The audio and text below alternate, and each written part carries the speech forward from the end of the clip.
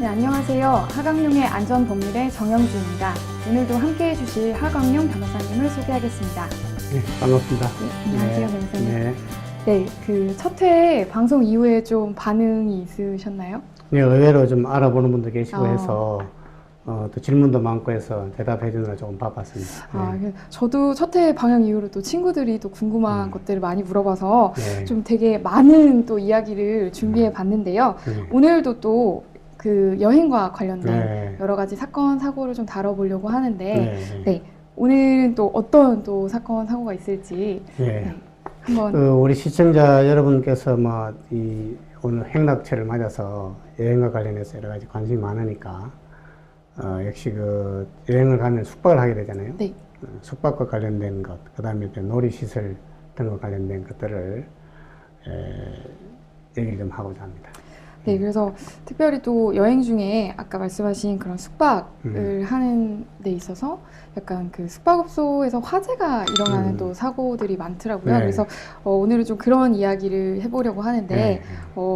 만약에 이제 화재가 물론 나서는 안 되겠지만 화재가 나는 경우에 과연 그 숙박업주의 책임이 어느 정도까지 있을 것인가 좀 궁금합니다. 이게 숙박업소라는 것은, 숙박계약이라는 것은 손님들이 투숙했을 때 안전하게 주무시고 쉬고 갈 수 있도록 할 절대적인 의무가 있어요. 그래서 숙박계약 자체에는 당신이 여기 숙박을 하면 안전하게 주무실 수 있고 쉴 수 있도록 해주겠다라는 그런 약속을 했기 때문에 그 숙박업소에서 예를 들어 화재가 났다면 거의 절대적으로 책임을 져야 하는 그런 경우가 많습니다. 다만 책임을 좀 제한한다고 할 수 있을 경우라면 예를 들어 무슨 외부의 어떤 다른 집에서 불이 나서 옮겨 붙어서 불이 났다라든지 외부 다른 사람들이 방화를 해서 불이 났다든지 그런 경우가 아니면 그 숙박업소에서 예를 들어 소방시설이라든지 화재 경보기라든지 이런 시설들이 완벽하지 않은 경우도 있고 또 거기서 누전이 일어났다면 전기시설 자체에 잘못이 있고 또는 다른 화기킨 관리를 잘못했다든지 잘못했고 안 했고 간에 업주로서는 자신에게 책임이 없는 사유를 전부 다 입증을 해야 됩니다. 입증 책임이 업주에게 있어요. 그걸 증거를 대지 못하면 책임이 있는 걸로 됩니다. 그러면 기본적으로는 그 투숙업자에게 이제 전적인 책임이 있다라고 볼 수 있네요. 그렇죠. 그럼 제가 또 궁금해지는 게 사실 저희가 이게 가족끼리 여행을 가면 콘도 같은 데 가서 그 취사를 할 수 있잖아요. 그렇죠. 콘도에서 만약에 이렇게 취사를 하다가 어떤 화재 사고가 났다라거나 아니면 파손이 되었다. 그래서 인명사고가 났다. 라고 했을 경우에는 이게 숙박업자의 책임은 어디까지도 물을 수 그래요. 이제 콘도의 경우에는 되게 그 투숙객들이 취사를 하는 경우가 많죠. 네. 그런 경우에는 취사한 사람의 안전을 책임져야 되겠죠. 오히려 그때는 숙박업주가, 콘도 업주가 그 이용객에게 손해배상을 구하는 경우가 있을 겁니다. 물론 거기에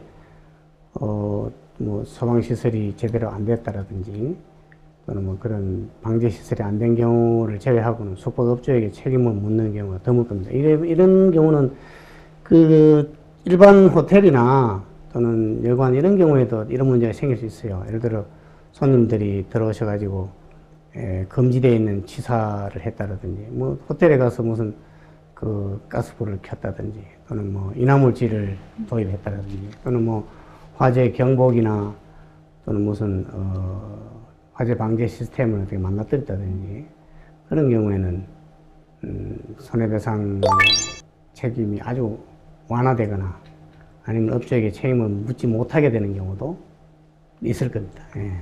우리나라 사람들이 그런 또 위반을 하는 경우가 많아요. 숙박업소에 가가지고 거기서 온갖 그렇죠. 일을 하는 경우가 많아요. 그래서 그런 걸 스스로 자제를 해야지 자칫하면 전적으로 책임을 져야 되는 경우가 있죠. 그렇군요. 그 숙박업소에서 만약에 이제 불이 났을 때, 화재가 발생했을 때 그 숙박업주가 취할 수 있는 어떤 최선의 의무라고 할까요? 어떤 조치들이 있을 텐데, 그렇죠. 만약에 그거를 충실하게 이행을 했다라고 하면은 또 경감될 여지가 있지 않을까요? 그래, 이제 그런 케이스가 저희 법원에서 그런 케이스가 있었어요. 실제로 이제 그 당시로서는 화재 원인을 알 수 없는 불이 나가지고 원인이 없는 불이 났을 때는 숙박업주에 아까 책임이 있다고 그랬잖아요. 네. 책임이 있는데 불이 나니까 이제 업주랑 그다음에 종업원이랑 온 객실을 돌아다니면서 문 두드리면서 이러면 나가라고 불이 났으니 나가달라 이래가지고 다른 사람들 다 대피했어요. 다 대피했는데 유독 한 방에 있던 분들이 깊은 잠에 빠져가지고 나왔을 줄 알았는데 대피하지 못하고 화재로 인해서 사망한 사건이 있었어요. 그렇죠. 그게 하급심에서 판사들이 이거 말 다른 사람 다 나갔는데 이 사람은 못 나갔으니 그리고 또 숙박업주 측으로서도 뭐 화재 원인도 잘 모르겠고 이런 경우가 책임지는 너무 가혹하지 않나, 다 책임지는 건 가혹하지 않느냐, 책임은 있다 하더라도 그래서 대피하지 못한 과실이 있다 이래가지고 과실상계를 좀 했어요. 네.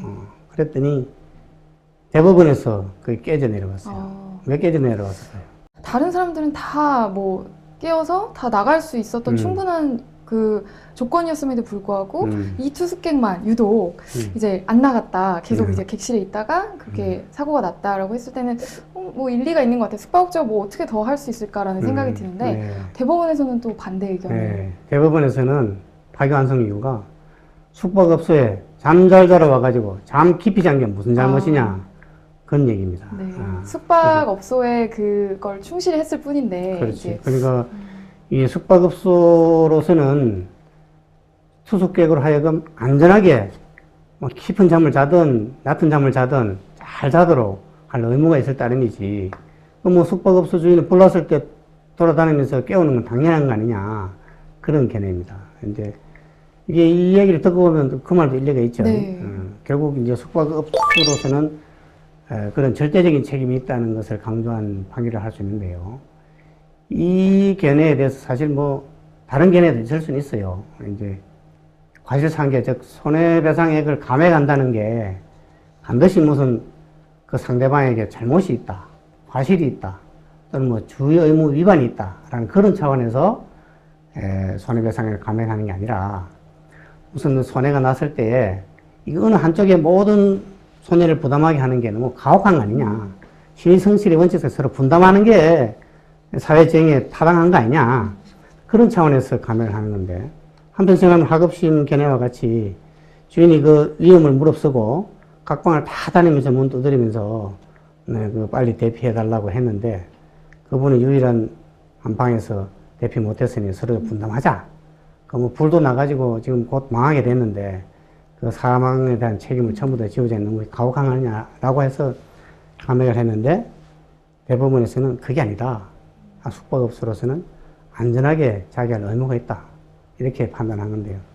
반드시 대법원 견해가 뭐 옳다고는 할 수 없지만 어쨌든 우리가 알 수 있는 것은 숙박업주에게 그만한 거의 절대적인 책임이 있다는 것을 안전에 대한 절대적인 책임이 있다는 것을 보여주는 사례 아닌가 생각됩니다. 그래서 대법원 견해도 또 들어보니까 네. 또 일리가 있고 그렇죠. 하급심 법원도 나름의 또 그 이유가 있어서 이렇게 시민들 입장에서는 사실 이거 어떤 게 제대로 맞는가라는 좀 그렇죠. 오해도 많이 있을 것 같아요. 이제 그래서 이런 거 어떻게 또 봐야 될까요? 사람에 따라 또 처한 입장에 따라 네. 판단이 달라요. 아마 이게 어떤 대법원 판례를 제시하지 아니하고 우리가 뭐 법조인이나 또는 일반인들에게 이런 문제를 제기했을 때 과실을 상계하자라고 하는 측도 있을 수 있고 그게 무슨 과실 상계해야 되느냐라고 하는 입장이 있을 수 있어요. 사회과학이라는 게 반드시 어떤 정해진 정답이 있다 이래 얘기할 수는 없는데 그래도 뭐 전체적으로 보면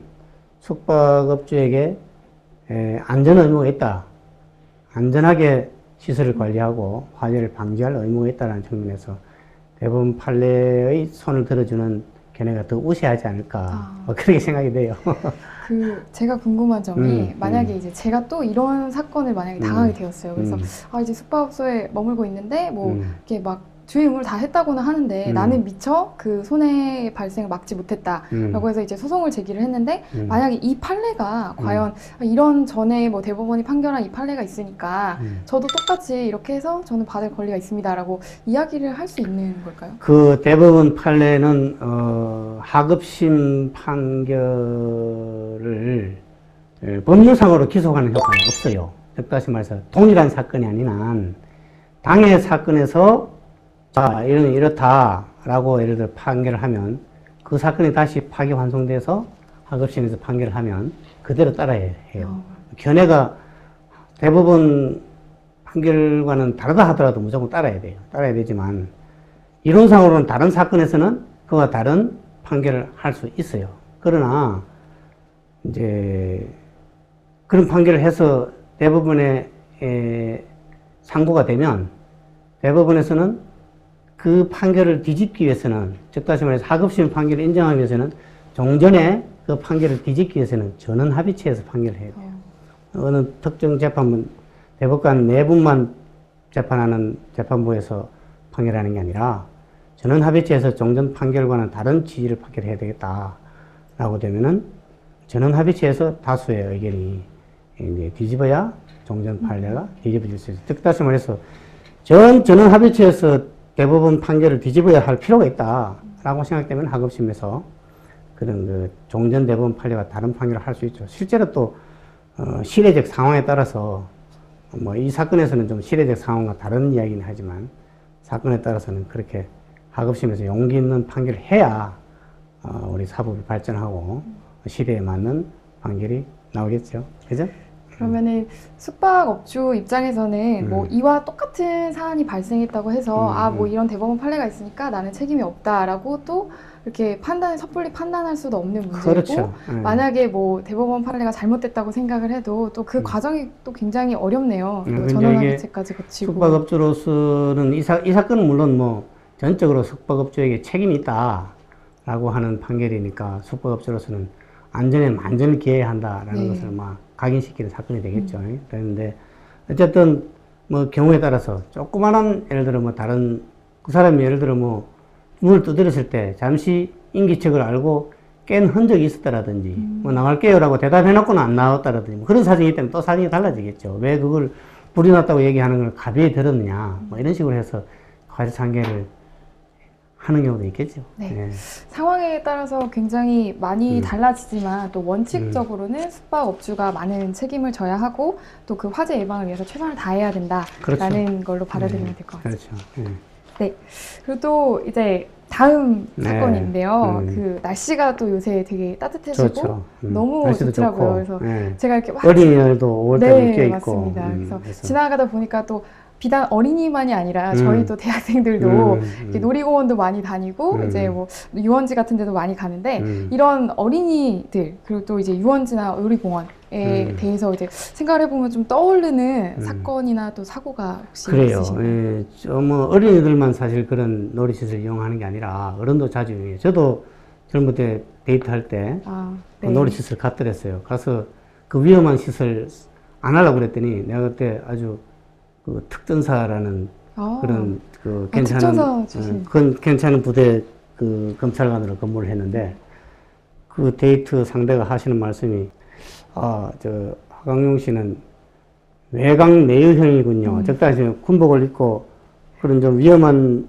부대에 근무하는 사람인데 왜 저런 바이킹 같은 걸 안 타려고 그러냐 그래서 내가 웃어서 나는 내강형이다 이러면서 다시 타자 그랬어요. 타서 이제 맨 뒤에 타가지고 아주 스릴을 만끽한 적이 있긴 한데 가장 무섭다는 맨 뒤에 어쨌든 그것도 위험하긴 하죠. 그 이제 이런 경우에 보통 놀이시설을 이용할 때 가면 키가 몇 센티미터 이상만 타자 또 연령이 몇 살 이상인 사람만 타게 하자라는 그런 안전수칙이 있고 또 안전벨트를 매고 안전시설을 갖추고 또 뭐 모자를 쓰지 말라라든지 뭐 그런 여러 가지 안전수칙이 있는데 그런 시설들이 잘 지켜야 돼. 우리 시민들이 잘 지켜야 되겠죠. 지키지도 않고 뭐 우리 애들만 태우자 또는 뭐 얘가 키가 얼만데 어쩌고 그 뒤꿈치 들게 해가지고 태우고 하는 경우가 있는데 그러다가 사고가 나죠. 근데 이제 이런 사건 중에 하나 제가 직접 그 변호사로서 취급한 사건이 하나 있어요. 그 이제 부모와 함께 여중생인데 놀이시설에 가서 그게 무슨 회전하면서 이렇게 막 도는 그런 시설인데 그 이름이 뭔지 모르겠어요.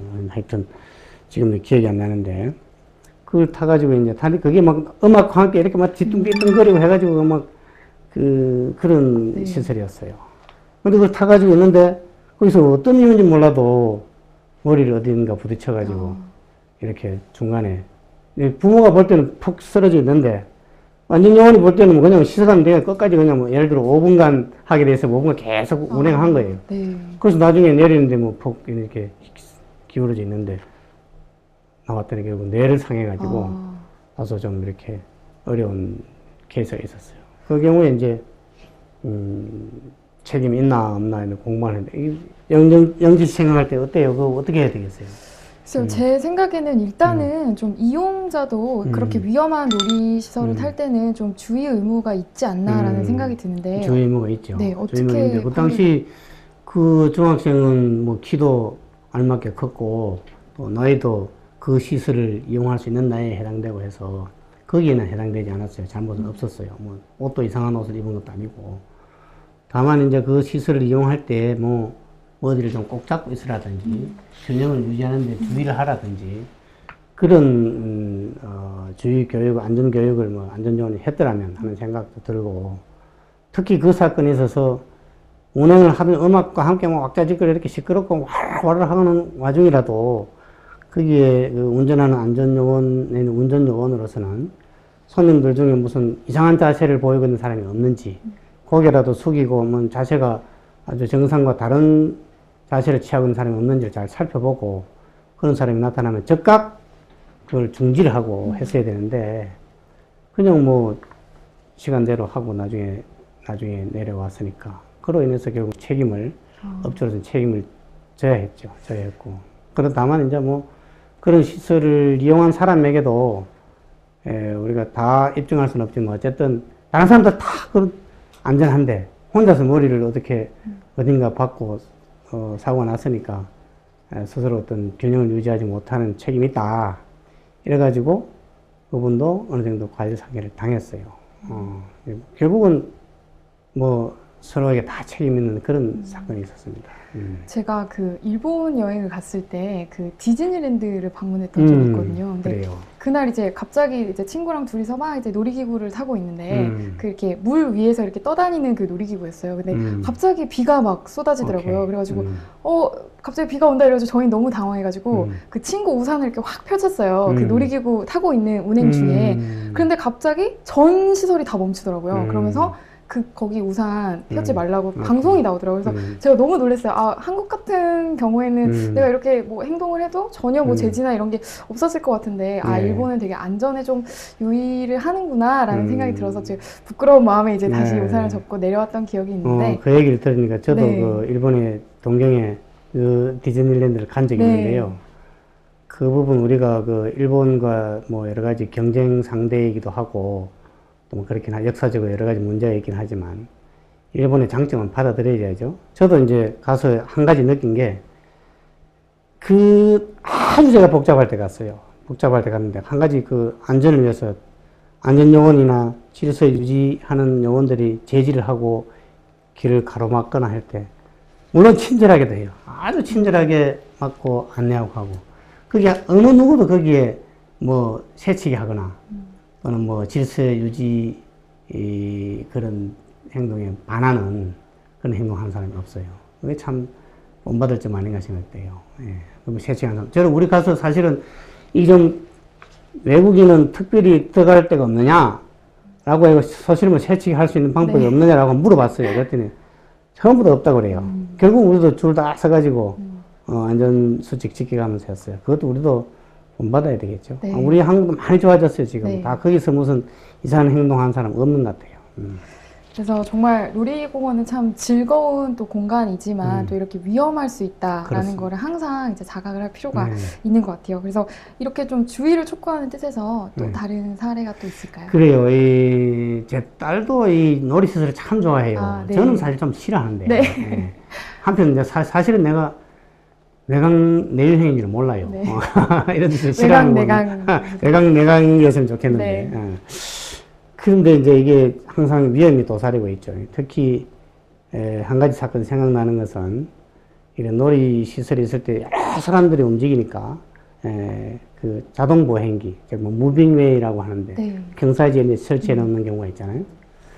거기서 이제 여러 사람이 이용하는데 유모차를 또 같이 앞세우고 밀고 가다가 유모차가 맨 끝에 이렇게 턱이 있으니까 그게 이렇게 잘 못 올라가고 해서 넘어지자.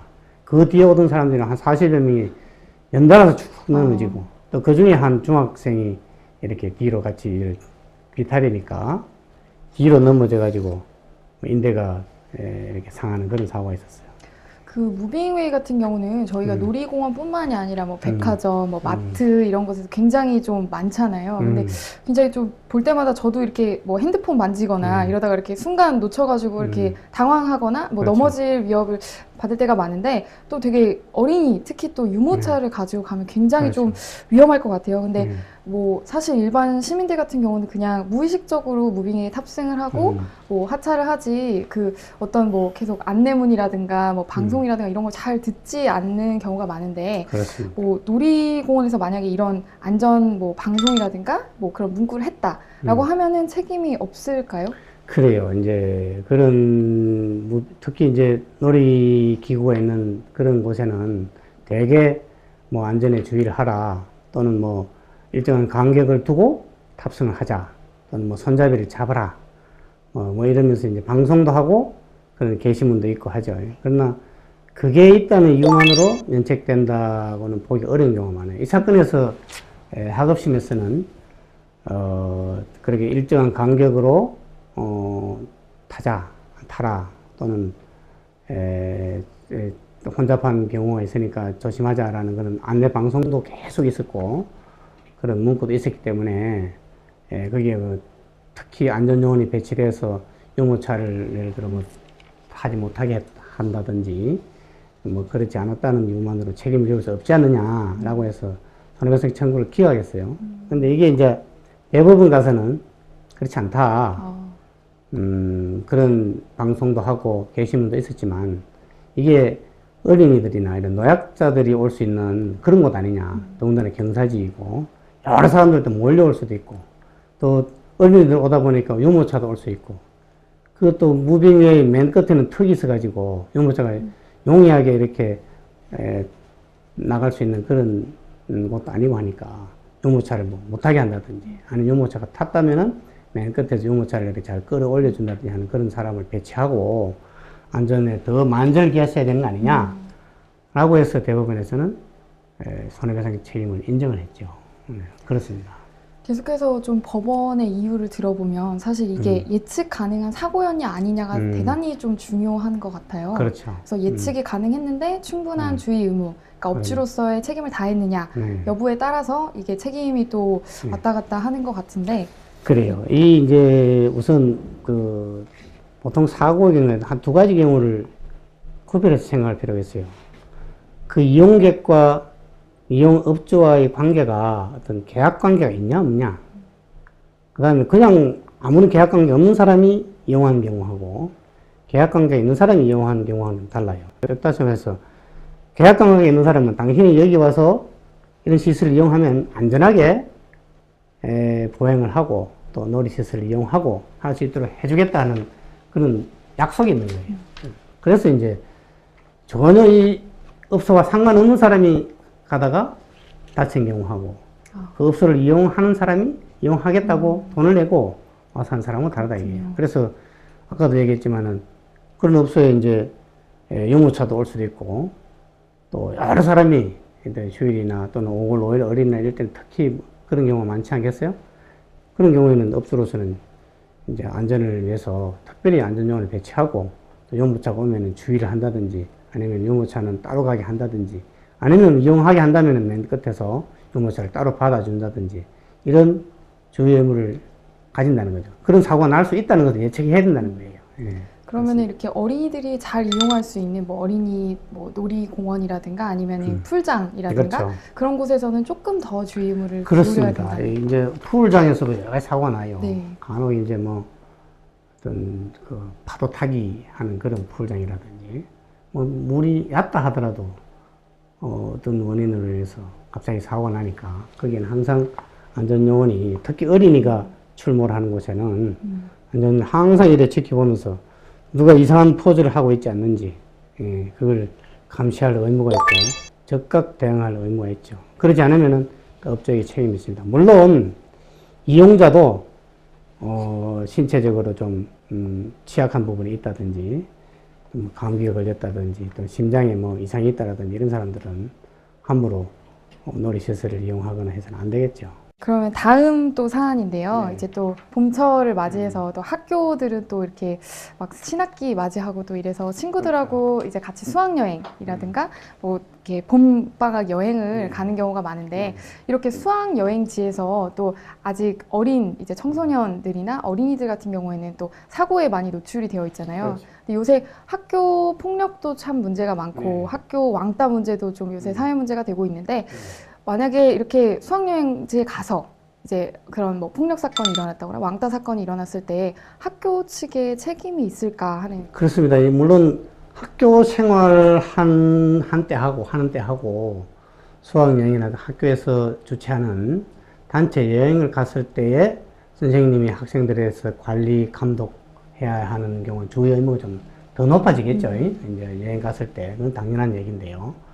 그래서 이제 예를 들어 주변에 학생 중에 폭력적 성향이 있다든지 서로 뭐 교육적 차원에서 따졌을 때 서로 앙숙인 관계가 있다라든지 이런 사람들은 좀 격리해서 그렇게 이제 자게 한다든지 그 사람들 어울리지 않게 한다든지 그런 어떤 여러 가지 문제를 일으킬 만한 학생을 따로 관리하는 세심하게 관리할 필요가 있고 물론 문제가 없는 학생들도 사리분별력이 떨어지고 또 객지감이 들뜬 마음에 이런 거 사고나 싸움도 일어날 수 있고 또 외부 사람들과 자기네들끼리 싸움이 아니라 외부 다른 학생이라든지 뭐 다른 학교에서 수학여행 왔다든지 아니면 패싸움이 일어날 수도 있고 한데 그런 것들을 사전에 방지하고 일어났으면 즉각 개입하는 그런 시스템이 갖추어져서 학교에서 그 관리해야 할 책임이 더 무거워지는 사실입니다. 다만 이제 이런 그 학교나 교사 측의 책임을 물으려면 그런 사고가 예측이 가능하다. 얼마든지 예측이 가능하고 또 학교 선생님이 개입할 수 있는 상황이었다. 또 개입했더라면 그런 사고를 방지할 수 있었다라는 여러 가지 그런 사정들이 이제 인정이 되어야 책임이 인정됩니다. 만일에 이제 자라고 이렇게 학생들한테 교육을 다 하고 잤는데 자는 중에 애들이 일어나서 서로 평소에 서로 싸우던 관계도 아니고 뭐 이런 학생들이 싸웠다. 이렇게 되면은 그로 인해서 갑자기 사건이 일어났다. 이래 되면 책임을 지우기 어렵고요. 다만 뭐 이런 경우에도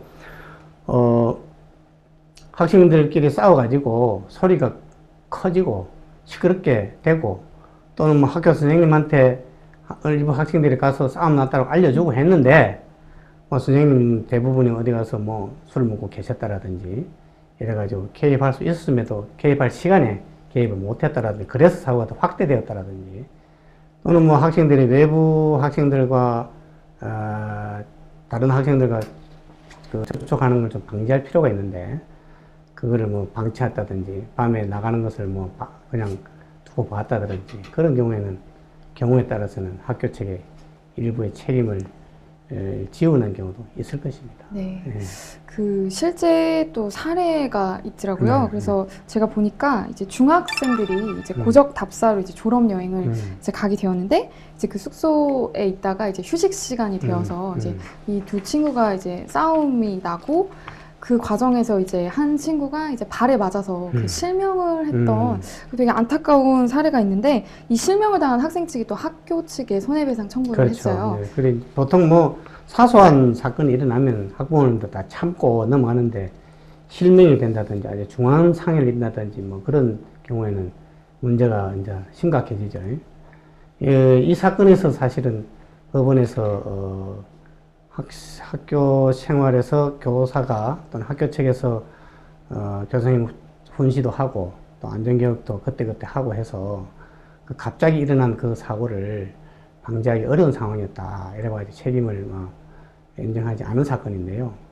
만일 이 사건에 있어서도 만일 학교 선생님이 제자리를 지키고 있지 않았다라든지 또 뭐 큰 소리가 나고 또는 그 사고를 예측할 만한 사람 또 뭐 폭력성 있는 사람이 그런 사고를 저질렀을 경우에는 일부나마 책임을 인정하는 사례도 있을 수 있지 않나 싶습니다. 대개 뭐 학교 측에 책임을 지는 경우라는 게 교육과 관련된 학교 생활과 밀접한 관련이 있는 경우에 일어났느냐, 그리고 학교 선생님이 개입할 상황이었느냐, 또 개입할 수 있었느냐, 또 개입했을 때 사고를 방지할 수 있었느냐, 그런 문제를 세심히 따져서 하게 되는데요.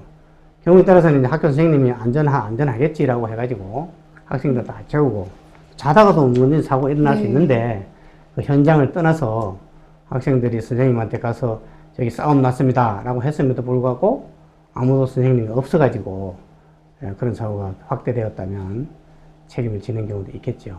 예.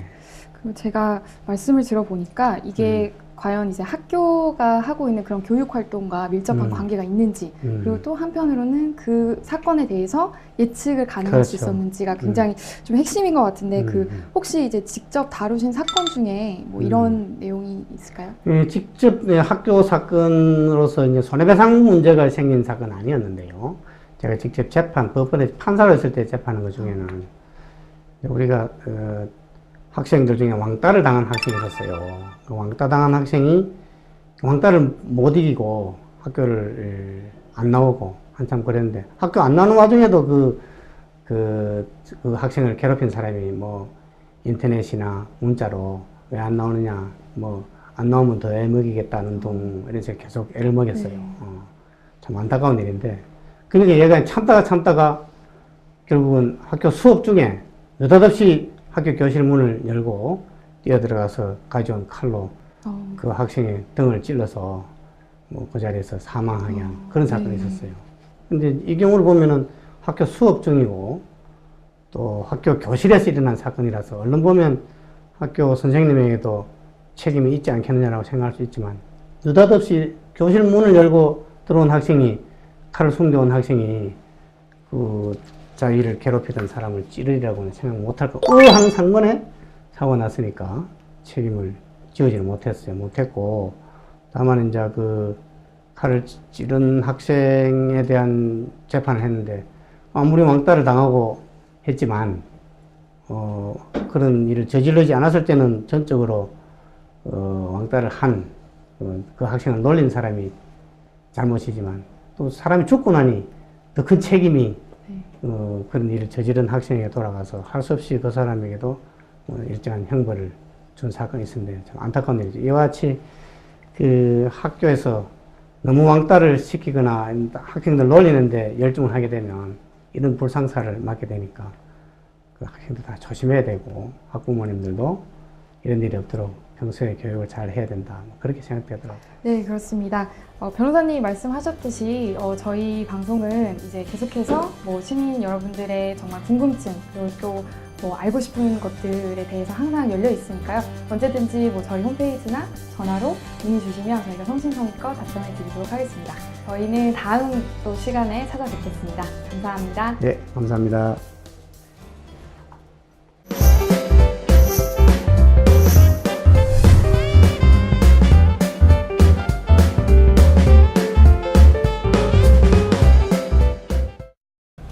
네, 안녕하세요. 이번 시간은 안전한 법률의 Q&A 시간입니다.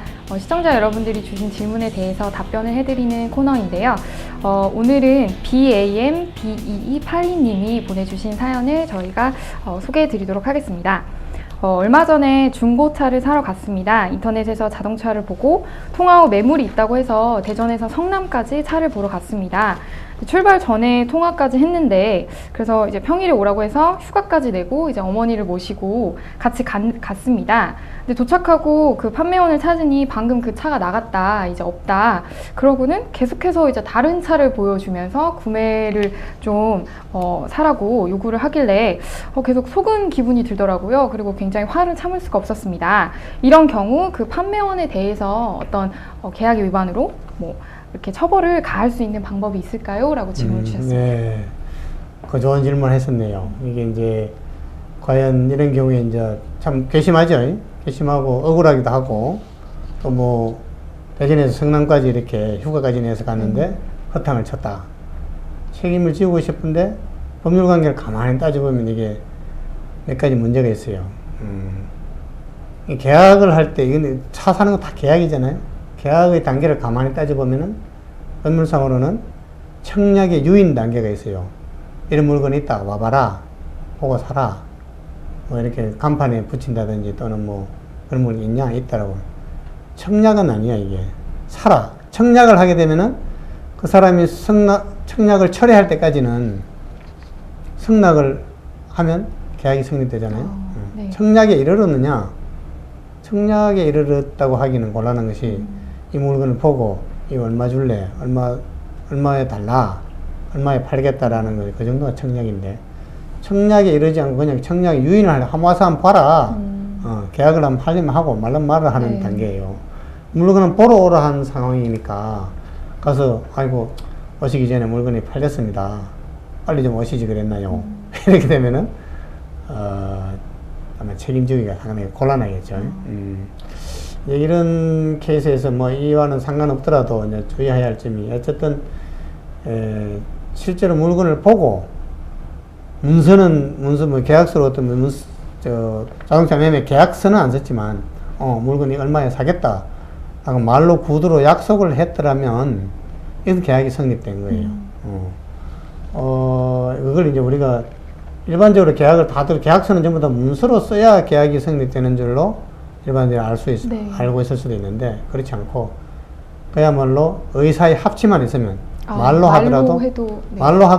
말로 한 게 그게 계약이야. 계약서를 쓰는 것은 거의가 특별한 경우 아니면은 이런 약정이 있었다는 것을 증명하는 확인서에 불과한 거예요. 네. 확인서에 불과해요. 계약서 자체가 계약이 아니라는 거예요. 그래서 이제 만일에 사업하시는 분이 내가 계약서는 안 썼잖아 라고 해가지고 이걸 다른 사람이 판다든지 이렇게 되면은 책임이 있겠죠. 근데 이 경우는 그 계약서도 안 썼을 뿐만 아니라 말로도 서로가 내가 얼마에 팔겠다라고 약정을 한 법 없으니까 책임은 없는데, 이런 경우에 뭐 우리가 뭐 좀 전문적인 용어로 계약 체결상의 과실 뭐 이런 개념이 있긴 있어요. 네. 이런 청약 유인을 너무 확정적으로 했을 경우에 좀 책임을 져야 되는 거 아니냐라는 이론이 있을 수 있는데, 이 경우에 하여튼 책임지기는 상당히 어렵겠어요. 어려우니까 이건 그냥 좀 스스로 손해를 감수해야 되는 거 아닌가 싶고요. 그렇네요. 출발 전에 통화를 했고 이제 뭐 물건 있어요, 지금 오세요, 뭐 이렇게 해서 갔는데 좀 기름값이라도 좀 어떻게 받을 수 없을까요? 물론 이제 이게 만일에 사전에 좀 그 자동차 판매하는 사람으로서도 사전에 좀 고지를 해더라서는 좋았겠네요. 이게 인기가 좋은 물건이라 빨리 와서 보지 않으면 팔렸을 수도 있다. 네. 다른 물건도 있을 수 있다. 라고 고지하는 게 좋고, 또 이제 지금 내려간다. 라고 했을 경우에 미리, 이 물건이 다른 사람이 와서 꼭 사겠다고 그래서 팔았다. 뭐 오신다면은 돌아가십시오. 라고 연락해 주는 네. 게 좋겠네요. 지금 생각해 보면. 근데 이제 그런 행위를 안 했을 때 그러면은 책임이 있냐? 뭐 굳이 따지면 일반적인 사회생활 신의성실의 원칙상 네. 이 약간의 책임을 인정하고 싶은 게 제 심정이네요. 근데 만약에 그 변호사님이 이제 판사다. 시절이다 이랬을 때 막 이분이 막 뭐 유류비라도 달라 막 이렇게 청구를 했다라고 하면 어떻게 판결을 내리실까요? 글쎄 이제 그 좀 의논 좀 해봐야 되겠습니다. 네. 다른 판사분들과 이게 그 법이라는 게 뭐 단번에 나올 수 있는 결론이 아니라, 이 사람은 이렇게 생각하고 또 이렇게 생각하면 이게 맞고, 그 사람으로서는 그 사람은 온다고 그랬지만 그 물건만 사려고 오는 게 아니라 그 물건도 있고 또 다른 물건도 살 가능성도 있으니까 어차피 그 물건 팔리고 내가 뭐 약정한 건 아니니까 팔았다, 그걸 가지고 내가 뭐 책임지라면 어떡하냐, 장사가 다 그런 거지. 이렇게 나오면 그거 어떡하겠냐고. 네. 그런 애로사항이 있으니까 여기서 딱 확답 내리기 어렵네요. 네. 우리가 법률가라서 모든 답을 다 갖고 있는 거 아니에요. 네. 그 자세한 또 사정에 따라서 또 달라질 수 있기 때문에. 기본적으로는 확정적으로 책임이 있다라고 얘기할 수 없다. 이렇게 얘기할 수 있습니다. 예. 네, 그렇군요. 그 저 같은 경우에는 이렇게 애교 섞이게 뭐 그러면은 뭐라도 하나 달라고 뭐 예를 들어서 뭐 핸들 커버라도 뭐 하나 그래서 내가 여기까지 왔는데 이제 이럴 수도 있을 것 같아요. 그 좋은 얘기인데 이제 그런 만약 센스 있는 업자라면 그게 이게 무슨 손해배상 책임 문제라는 생각을 하기 이전에 너무 미안하다. 내가 뭐 다른 차는 더 싸게 찾아드리겠다. 아니면 동일한 차를 곧 찾아서 살 수 있도록 해드리겠다라든지 아니면 뭐 무슨 선물이라도 줘서 그래서 그 고객들을 잘 관리하고 기분 나쁘지 않게 관리하는 게 상도이고 또 자신을 위한 일이겠죠. 그렇게 해결해야지. 이게 뭐 이것도 손해배상 청구를 하면 얼마를 청구를 하겠어요, 네, 그죠? 맞습니다. 하나 기름값하고 뭐 일당 정도일 텐데 그런 거는 서로가 이렇게 양해해 가면서 또 서로 또 그 선을 인정해 가면서 그래 좋게 해결하면 좋겠죠. 네. 듣고 보니까 이제 질문자님께서 그 어떤 판매원을 처벌하실 길은 없지만 또 지혜롭게 해결할 수 있는 길이 여러 가지가 있는 것 같아요. 그래서 현명하게 해결하시기를 바랍니다. 네. 그 부분에 대해서 다시 한번 추가를 하자면 이런 자동차 매매니까 우리 한국 국내니까 이거 뭐 그 정도로 넘어갈 수 있지 않겠냐고 하는데 이게 손해가 커지면 문제가 달라져요. 그래서 예를 들어 뭐 해외에서 무슨 물건을 사기를 했는데 야 이따 와서 봐라 이랬는데 비행기값 드리고 해외까지, 네. 뭐 또 무슨 그런 숙박비까지 드리고 여행 경비까지 드리고 갔는데 뭐 어제 다 팔렸습니다. 뭐 이랬을 경우는 책임을 지도록 했으면 좋겠죠. 네.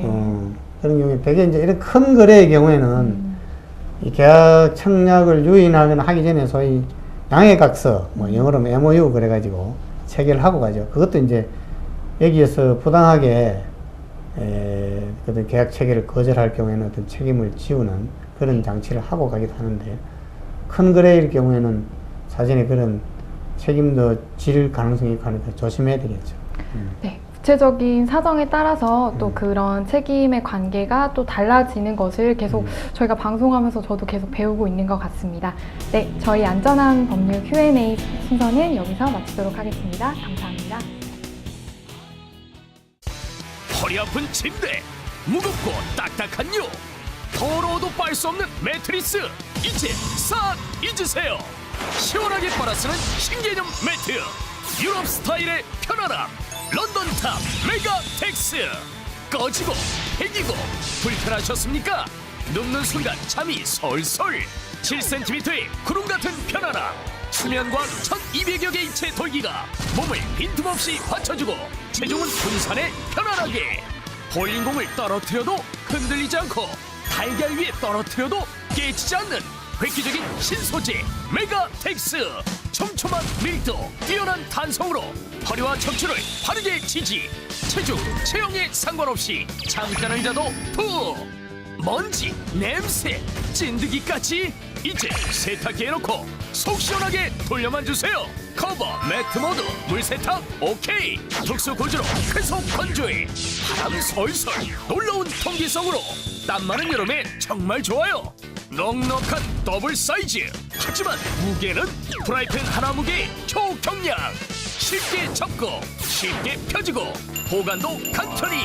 찢어지거나 부스러지지 않는 강한 내구성. 보이시나요? 감쪽같이 살아나는 놀라운 복원력. 항균 진드기 방지 처리, 피톤형 처리로 쾌적하게. 침실 분위기를 살리는 고급스러운 디자인. 보들보들 부드러운 촉감. 편리한 양방향 지퍼에 미끄럼 방지 처리까지. 잠깐! 침대가 오래돼서 불편하셨던 분들, 엄청난 비용 들이고 번거롭게 바꿀 필요 없이 기존 매트리스 위에 메가텍스를 싹 깔아보세요. 새 것처럼 구름 같은 편안함. 딱딱한 바닥잠을 주무시는 분도 푹신푹신 침대 그 이상의 편안함. 무거운 소미물 매일 펴고 개느라 허리 고생하는 부모님들에게도 깃털처럼 가볍고 편하게. 혹시 실내를 해도 깨끗하게 빨아주면 끝. 아이와 애완동물 키우는 집에도 좋습니다. 런던탑 메가텍스. 대한민국 홈쇼핑 출시기념 파격 7만원 가격 할인. 지금 구매하시면 가족이 함께 누워도 넉넉한 더블 사이즈가 16만 9천 원 아닙니다. 시원하게 7만 원을 내려 9만 9천 원. 한 달 3만 3천 원으로 고급 매트 커버 베개 2장까지 몽땅 드리는 특별한 기회. 혼자 쓰는 분들을 위한 싱글 사이즈는 7만 9천 원. 시원한 블루, 고급스러운 골드, 커버 색상도 마음대로 선택하세요. 오래된 침대를 간편하게 신소재 매트리스로 바꿀 수 있는 특별한 기회. 지금 바로 전화주세요. 오래된 침대 매트리스, 이거 위생이 걱정되지만 빨기도 어렵고 가격도 비싸서 바꾸기 어려우셨죠. 두꺼운 솜료는 또 어떻습니까? 엄청 무겁고 딱딱하고 아이고 배기고 그동안 얼마나 불편하셨습니까? 이제 헌 침대를 불편하게 바꿀 필요 없이 새 침대처럼 쓸 수 있는 방법. 바닥에서 자도 침대처럼 푹신푹신하게 편안하게 잘 수 있는 방법. 인체공학적인 1200여 개의 입체 돌기가 골고루 받쳐주고 포근하게 감싸주고 허리가 정말 편안합니다. 물빨래까지 시원하게 팍팍.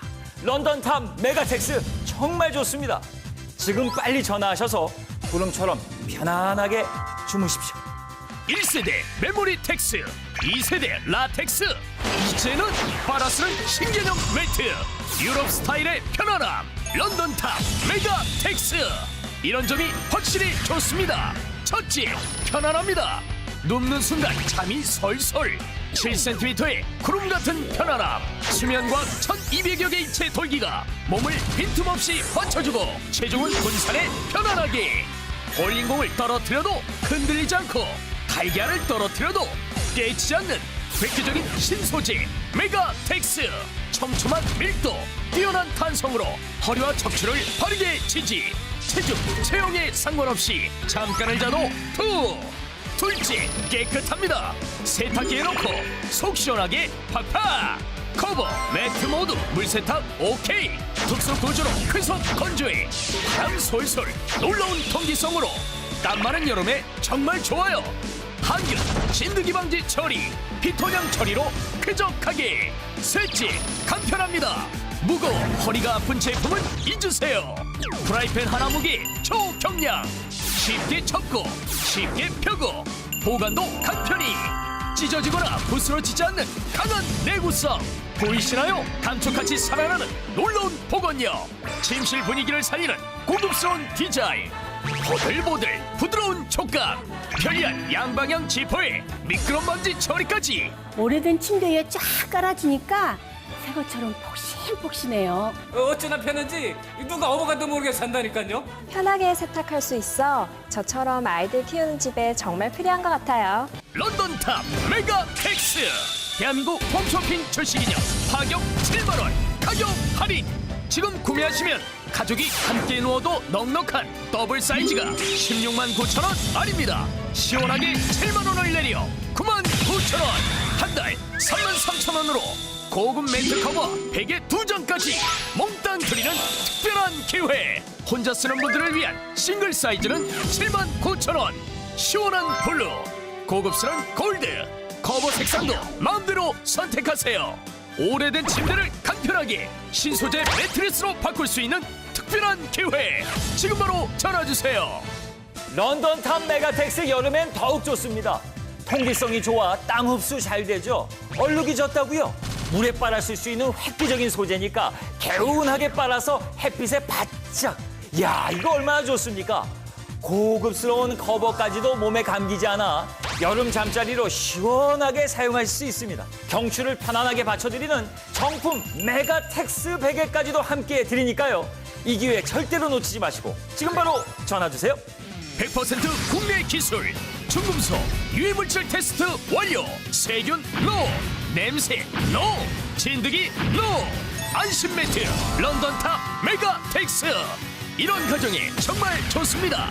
오래된 침대 때문에 고민이신 분, 바닥에서 불편하게 주무시는 분, 연로하신 부모님이 계신 가정, 어린아이 때문에 방수 패드 쓰시는 가정, 요실금 때문에 잠자리가 고민인 여성분, 애완동물 키우시는 가정, 좁은 방을 쓰시는 자취생, 싱글, 수면과학 1200여 개의 입체 돌기와 7cm의 구름 같은 편안함, 시원하게 빨아쓰는 신개념 매트 런던탑 메가텍스.